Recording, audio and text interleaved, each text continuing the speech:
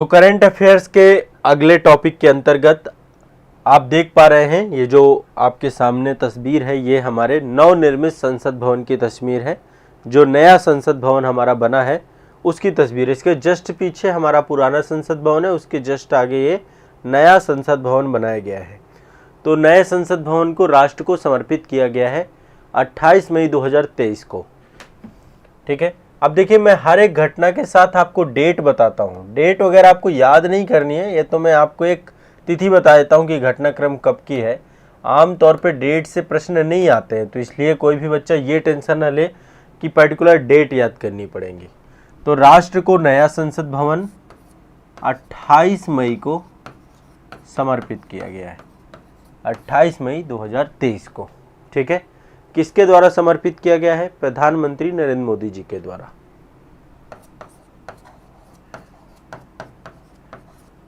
PM Modi ji के द्वारा इसको राष्ट्र को दिया गया है। टोटल लागत की बात करें तो 970 करोड़ रुपए इसकी टोटल लागत आई है। 970 करोड़ रुपए टोटल लागत है।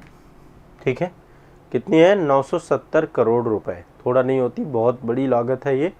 टोटल ये आपका जो बना है 64,500 वर्ग मीटर क्षेत्र में बना है। नया संसद भवन हमारा 64,500 वर्ग मीटर इतने क्षेत्र में बना। देखिए लोकतंत्र का मंदिर है, यहाँ से ही देश की राज व्यवस्था, देश की विधायिका है ये, तो बहुत महत्व हो जाता है इसका। अब इसको बनाया गया है सेंट्रल विस्टा प्रोजेक्ट के तहत। किसके द्वारा बनाया गया? सेंट्रल विस्टा प्रोजेक्ट के तहत।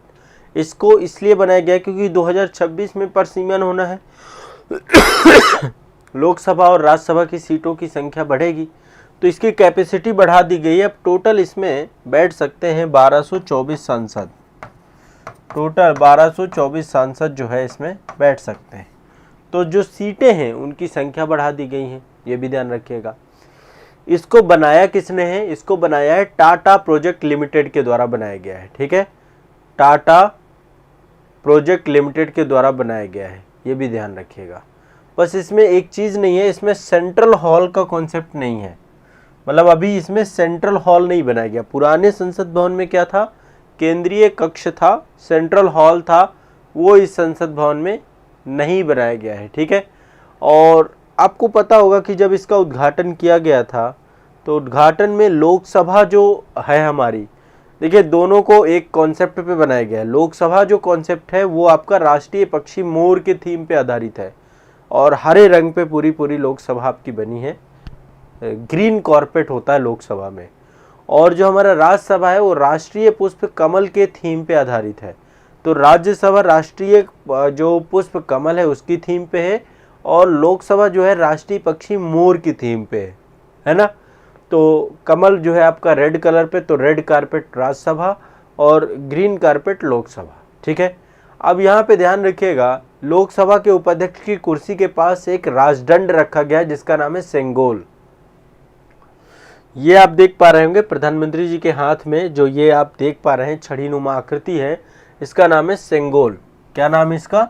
सेंगोल। तो जो लोकसभा अध्यक्ष है उनकी कुर्सी के पास इसको स्थापित किया गया है, इस राजदंड को। ये आप देख पा रहे हैं, अभी मैं बताऊंगा इसके बारे में सेंगोल क्या है, ये आप देख सकते हैं। नहीं, यहाँ पे इमेज में है नहीं। सेंगोल को कहाँ पे स्थापित किया गया है? पहले तो प्रधानमंत्री जी ने सेंगोल को धारण किया, और सेंगोल जो है एक तरीके से अभी इसके बारे में चर्चा करेंगे। पहले दक्षिण भारत के जो आपके शासक हुआ करते थे, तमिल शब्द तमिल से लिया गया, दक्षिण भारत के शासक इसको धारण करते थे। और सेंगोल जो है तमिल शब्द सेम्मई से लिया गया, जिसका अर्थ है नीति परायणता, यानी शासन को चलाने के लिए जनता के प्रति दायित्व को राज्य जो शासक है वो धारण करता था। पहले जब राजतंत्र चलता था, जब डेमोक्रेटिक सिस्टम नहीं था, तो जनता के उत्तरदायित्व को सेंगोल एक प्रतिनिधित्व करता था।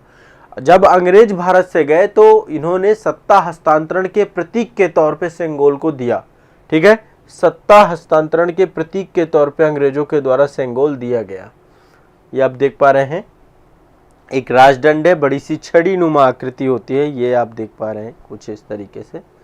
ये आप देखेंगे, सेंगोल, और यहाँ पे तमिल भाषा में इसमें लिखा भी है। तो प्रधानमंत्री जी ने सेंगोल धारण किया और इसको कहाँ पे जो है स्थापित किया गया, जो लोकसभा के अध्यक्ष है उनकी कुर्सी के पास, ठीक है। जो सेंगोल था आपका, इसमें आपको पता होगा कि नंदी की मूर्ति है ऊपर, सबसे ऊपर आप देखिए नंदी की मूर्ति है, ये आप देख पा रहे होंगे, नंदी की मूर्ति है, शीर्ष में विराजमान है। और देश के प्रथम प्रधानमंत्री जवाहरलाल नेहरू को 14 अगस्त 1947 को इसको दिया गया था और पुरोहितों से उन्होंने ग्रहण किया था, जो पुरोहित थे उनके द्वारा जो है इसको ग्रहण किया गया था। और बाद में इसको रख दिया गया था प्रयागराज में आनंद भवन है, तो वहाँ पर इसको रख दिया गया था सेंगोल को, ठीक है। और वहाँ पे मतलब पूरा एक संग्रहालय आनंद भवन, तो वहाँ पे नेहरू गैलरी है, वहीं पर ये रखा हुआ था। इसके बाद जो है आपकी नई इमारत बनती है, नई इमारत का शिलान्यास 10 दिसंबर 2020 को होता है। और इसके बाद जो है प्रधानमंत्री जी के द्वारा इसको संसद भवन, नई संसद भवन में इसको क्या किया गया, रख दिया गया, ठीक है। तो सेंगोल से भी प्रश्न बन सकता है यदि बनना चाहेगा। बाकी आप ये देखिए यहाँ पे ये नई संसद भवन है, पुरानी संसद भवन है, और इसी के पास में ही राष्ट्रपति भवन भी है। तो राष्ट्रपति भवन जुड़ा हुआ है संसद भवन से ही, पूरा सेंट्रल विस्टा एरिया है वहीं से आपका है।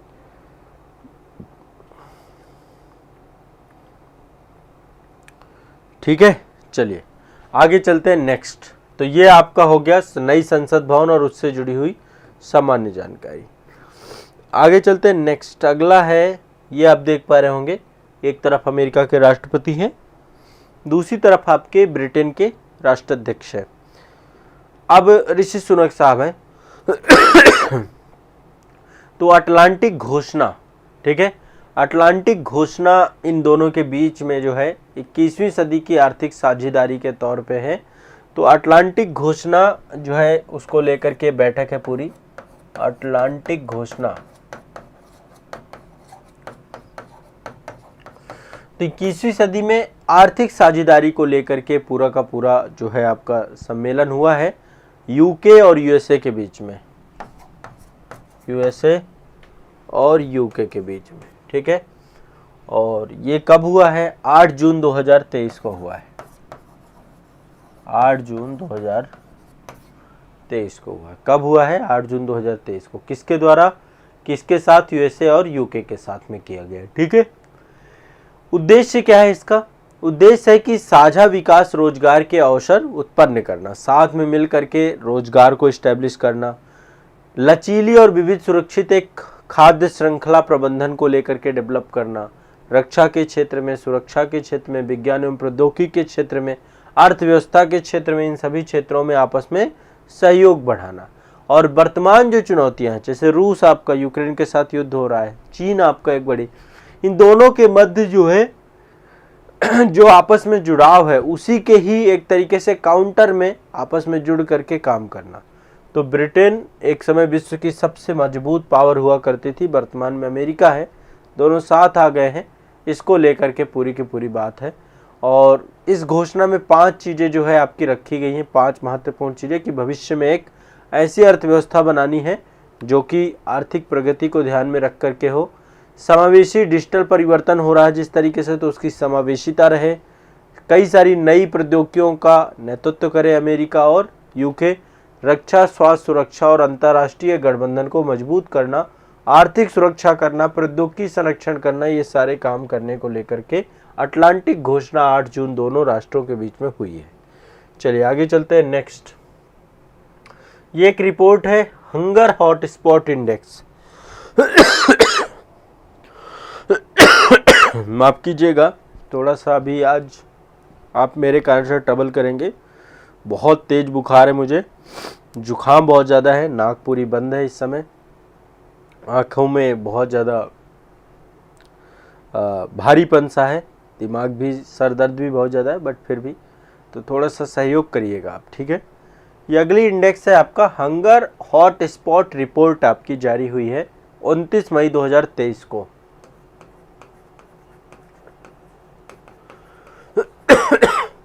29 मई 2023 को हंगर हॉटस्पॉट रिपोर्ट जारी की गई है, ठीक है। और इसमें टोटल जो है ये जारी करने वाली यूनाइटेड नेशन की संस्था है जिसका नाम है UNFAO। UNFAO इस संस्था के द्वारा जारी की गई है। और देखो अल्टीमेट इसमें है क्या, आपको पता है कि विश्व के बहुत सारे देशों में खाद्य सुरक्षा नहीं है, भूखमरी की समस्या है। ठीक है, अब कई कारण होते हैं जिसके कारण से ये समस्या आपकी घटती बढ़ती रहती है। कभी कई बार चक्रवात आ जाते हैं, चक्रवातों के कारण से घर सबके तबाह हो जाते हैं और लोग माइग्रेट कर जाते हैं और भूख जैसी समस्या से फिर इसके बाद विस्थापन माइग्रेशन, दो देशों के बीच में कई बार तनाव हो जाते हैं, कई बार उस देश के अंदर कोई एक पर्टिकुलर वर्ग टारगेटेड हो जाता है तो वो माइग्रेट हो जाता है वहाँ से, है ना, और दूसरे देश में जाके शरणार्थी बन जाता है, तो खाद्य सुरक्षा नहीं रहती। कई बार सूखे की समस्या आ जाती है, कई बार संघर्ष हो जाता है, जैसे रूस यूक्रेन के बीच में देखिए, कई बार अशांति आ जाती है, राजनीतिक स्थिरता की स्थिति नहीं होती। अफ्रीका के कितने देश हैं जहाँ पे राजनीतिक स्थिरता नहीं है। इसके अलावा जो है आर्थिक स्थिति बेकार हो जाती है। ये सभी चीज़ें जो है देखा जाए तो कई सारे कंट्रीज जो है आपकी स्थिति खराब हो जाती है। ठीक है, तो 22 देशों का टोटल इन्होंने बताया कि 22 देशों में खाद्य सुरक्षा बहुत बेकार हो चुकी है। 22 देशों में खाद्य सुरक्षा को लेकर लोग भूखमरी के चपेट में आ चुके हैं। तो टोटल 22 कंट्रीज बताई गई हैं कि 22 देश हैं जो खाद्य असुरक्षा को लेकर के क्या है जो है पहुंच चुके हैं। उच्चतम चिंता करने वाली स्थिति बन गई है। इसमें 3 श्रेणियां बनाई गई हैं। ठीक है, 22 देशों की स्थिति है और टोटल इन 22 देशों में 3 श्रेणियां बनाई गई हैं। सबसे पहले उच्चतम चिंता है, जहाँ पे सबसे बुरी हालत है, उनमें से अफगानिस्तान है आपका। अब अफगानिस्तान में आपको पता है कि सत्ता हस्तांतरण हुआ, चीज़ें हुई। नाइजीरिया हो गया, सोमालिया हो गया, दक्षिणी सूडान हो गया, यमन हो गया, हैती हो गया, बुर्किना फासो हो गया, माली हो गया, सूडान हो गया। यहाँ पे हाईएस्ट कंसर्न है, सबसे ज़्यादा चिंता हो सकती है इन क्षेत्रों में। तो यहाँ पे यूनाइटेड नेशन FAO के द्वारा जो है ये पूरा का पूरा किया गया है। ठीक है, एक तो ये क्या है, उच्चतम चिंता है, उच्चतम चिंता। ठीक है, यूनाइटेड नेशन के द्वारा ये पूरा का पूरा प्रोजेक्ट आपका, ये ध्यान रखना है। क्लियर है, स्पष्ट है? बिल्कुल महेश रीबा जी, लेकिन अभी थोड़ा सा क्लास कर लेते हैं। ठीक है, कोई दिक्कत नहीं है, धीरे धीरे सब सही हो जाएगा। बुखार जुकाम तो देखो नॉर्मली है, बना रहता है, हो जाती हैं चीज़ें, तो इसलिए परेशान नहीं होना है। रेस्ट तो मैं भी समझता हूँ रेस्ट ज़रूरी है, लेकिन सिर्फ क्लास लेनी है, पढ़ा दूंगा तो इतना दिक्कत नहीं होगी, क्योंकि फिर मन नहीं लगेगा मेरा, बिना पढ़ाए मेरा मन नहीं लगता है। तो ये थोड़ा सा व्यस्त रखेगा मुझे तो ज़्यादा अच्छा रहेगा, मैं व्यस्तता में ज़्यादा जल्दी सही होता हूँ। तो उच्चतम चिंता आपका अफगानिस्तान है, सबसे ज़्यादा स्थिति बुरी है। नाइजीरिया, सोमालिया, दक्षिणी Sudan, Yemen, Haiti, Burkina Faso, Mali और सूडान। ठीक है, इसके बाद दूसरा है उच्च चिंता कह सकते हैं, या बहुत उच्च चिंता, बहुत उच्च चिंता। ठीक है, और तीसरे नंबर पे जो आपका है वो है उच्च चिंता, हाई कंसर्न, उच्च चिंता, बहुत उच्च चिंता, उच्चतम चिंता, बहुत उच्च चिंता और उच्च चिंता। तो बहुत उच्च चिंता में आपकी स्थिति पहुंच चुकी है आपके पड़ोसी देशों की, पाकिस्तान। भारत के लिए भी ये खबर अच्छी नहीं है क्योंकि हमारे पड़ोस में इतनी बुरी हालत है।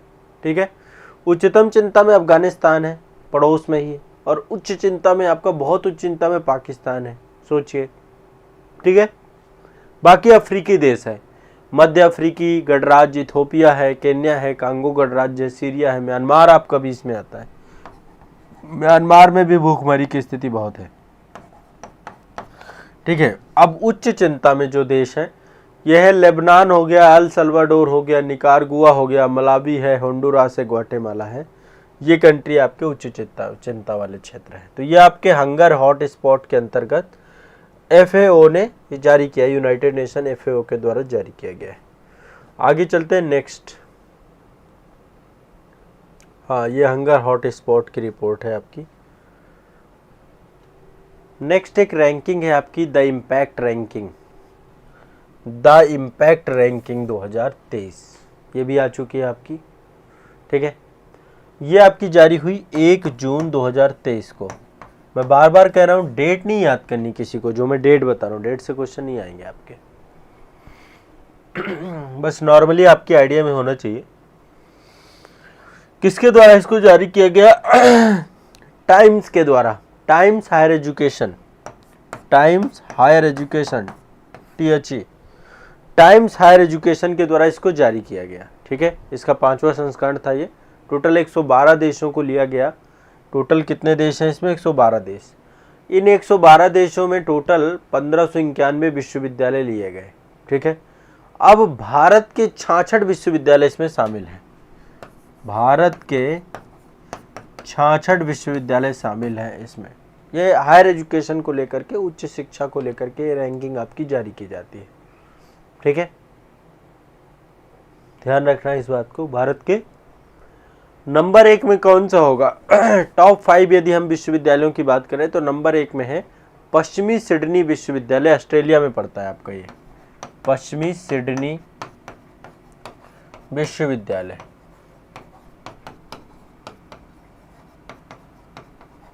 पश्चिमी सिडनी विश्वविद्यालय नंबर 1। नंबर 2 की बात करें तो मैनचेस्टर विश्वविद्यालय यूके में है। मैनचेस्टर विश्वविद्यालय ये आपका यूके में पड़ता है। नंबर 3 की बात करें तो नंबर 3 में है आपका क्वीन विश्वविद्यालय, कनाडा में पड़ता है आपका ये क्वीन विश्वविद्यालय।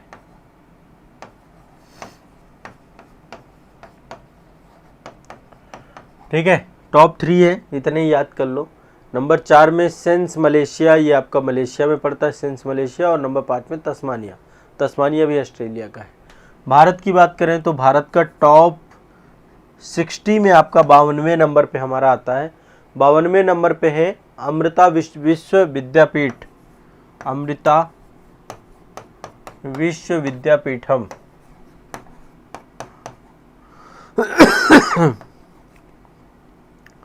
विश्वविद्यापीठम, ये आपका तमिलनाडु में पड़ता है। ये आपका नंबर 1 में एक तरीके से देखा जाए टॉप 100 के अंतर्गत एक ही है आपका। फिर टॉप 200 में लवली प्रोफेशनल विश्वविद्यालय पंजाब में पड़ता है।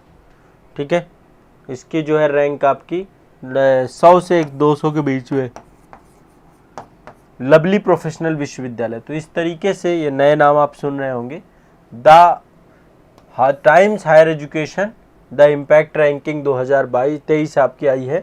तो 1 जून 2023 को जारी किया गया। नंबर 1 में सिडनी विश्वविद्यालय, फिर मैनचेस्टर है, फिर क्वीन है। ठीक है, और भारत में देखें तो टोटल 66 विश्वविद्यालय लिए गए। क्लियर है भाई? चलिए आगे बढ़ते हैं। नेक्स्ट है द इम्पैक्ट रैंकिंग हो गया आपका। आगे चलते हैं नेक्स्ट करंट अफेयर्स में। हाँ, अगला करंट अफेयर्स है आपका माइग्रेशन एंड डेवलपमेंट ब्रीफ 2023। ये आप देख पा रहे होंगे, माइग्रेशन एंड डेवलपमेंट ब्रीफ 2023, जून 2023 में ये भी आपकी एक रिपोर्ट आपकी जारी हुई है। माइग्रेशन एंड डेवलपमेंट ब्रीफ 13 जून 2023 को ये रिपोर्ट जारी की गई है। इसको जारी किया है विश्व बैंक ने, वर्ल्ड बैंक ने। किसने जारी किया? आपके विश्व बैंक समूह ने जारी किया है। समूह ने जारी किया। किसके द्वारा जारी किया गया? विश्व बैंक समूह के द्वारा। एक तरीके से ये रिपोर्ट आपकी जुड़ी हुई है कि कितना कोई देश को पैसा आता है रेमिटेंस के तौर पे। ठीक है, या जो रेमिटेंस लाइक जो दूसरे देशों में रह रहे नागरिक है किसी कंट्री के, वो कितना पैसा अपने देश में भेजते हैं। ठीक है, तो रिपोर्ट के हिसाब से वैश्विक स्तर पे धन प्रेषण कितना किया जाता है, रेमिटेंस कितना किया जाता है, तो सबसे ज़्यादा रेमिटेंस पूरे विश्व में आता है भारत में। भारत नंबर 1 में है, भारत की रैंक है। सबसे ज़्यादा पैसा आता है भारत को रेमिटेंस के माध्यम से। विदेश में रह रहे भारतीय समुदायों के द्वारा सबसे ज़्यादा पैसा भेजा जाता है। ठीक है, 2022 में कितना भेजा गया? 111 बिलियन $, भारत को भेजे गए। 2022 में टोटल कितने भेजे गए? 111 बिलियन $।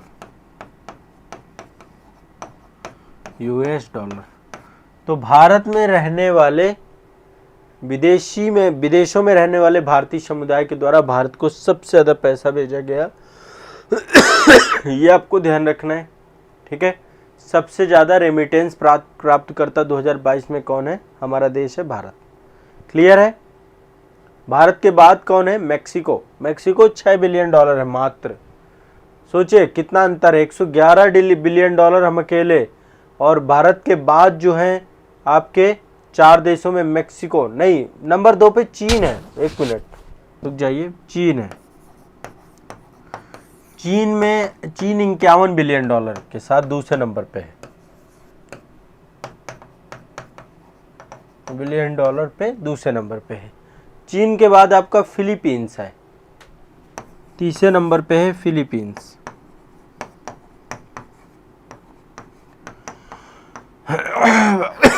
भारत नंबर 1 है, 111 बिलियन $। फिलीपींस की बात करें तो टोटल $38 बिलियन यहाँ पे आ रहा है। फिर चौथे नंबर पे पाकिस्तान है, और 5वें नंबर पे मैक्सिको है। तो भारत की आबादी इतनी ज़्यादा है, सबसे ज़्यादा हमारे लोग जो है पूरे विश्व में फैले हुए हैं और भारत में पैसा जरूर भेजते हैं, ठीक है। तो ये ध्यान रखिएगा, रेमिटेंस की बात हो रही है लगातार, ठीक है। कितना आ रहा है ये आपको ध्यान रखना। आगे चलते हैं, अगला करंट अफेयर्स है आपका। अगला करंट अफेयर्स आप देख रहे हैं पर्यावरण से जुड़ा हुआ है। वैश्विक नवीकरणीय ऊर्जा क्षमता 2023। वैश्विक नवीकरणीय ऊर्जा क्षमता 2023। वैश्विक नवीकरणीय ऊर्जा क्षमता 2023 को लेकर के बात करते हैं। एक संस्था है अंतर्राष्ट्रीय ऊर्जा एजेंसी, जिसको हम बोलते हैं IEA, इंटरनेशनल एनर्जी एजेंसी, ठीक है। तो अंतर्राष्ट्रीय ऊर्जा एजेंसी के द्वारा एक रिपोर्ट जारी की गई है। इस रिपोर्ट को 1 जून को जारी किया गया था, और इसके अनुसार नवीकरणीय ऊर्जा, जो अक्षय ऊर्जा है, जो रिन्यूएबल एनर्जी है आपकी, वो किस तरीके से लगातार इसकी वृद्धि हो रही। तो इन्होंने कहा कि जो वर्तमान में जितनी भी आपकी नवीकरणीय ऊर्जा है, आने वाले समय में इसकी वृद्धि होने वाली है लगातार। ये जो है इसी वर्ष की बात करें तो टोटल हमारी जो अभी नवीकरणीय ऊर्जा क्षमता है वो है 107 गीगावाट। पूरे विश्व की बात कर रहे हैं, पूरे विश्व की बात हो रही है। विश्व में नवीकरणीय ऊर्जा क्षमता भी कितनी? 107 गीगावाट। ये 2023 में बढ़ के कितनी हो जाएगी? 440 गीगावाट, यानी 3 गुना बढ़ जाएगी लगभग, 440 गीगावाट। तो ये 2023 में हो जाएगी। ये 2022 की बात है। तो 107 गीगावाट से 440 गीगावाट हमारी क्या हो जाएगी? तो ये अब तक की सबसे बड़ी वृद्धि होगी, ठीक है। अब तक की सबसे बड़ी वृद्धि आपकी होगी। तो नवीकरणीय ऊर्जा को लेकर के ये ध्यान रखिएगा।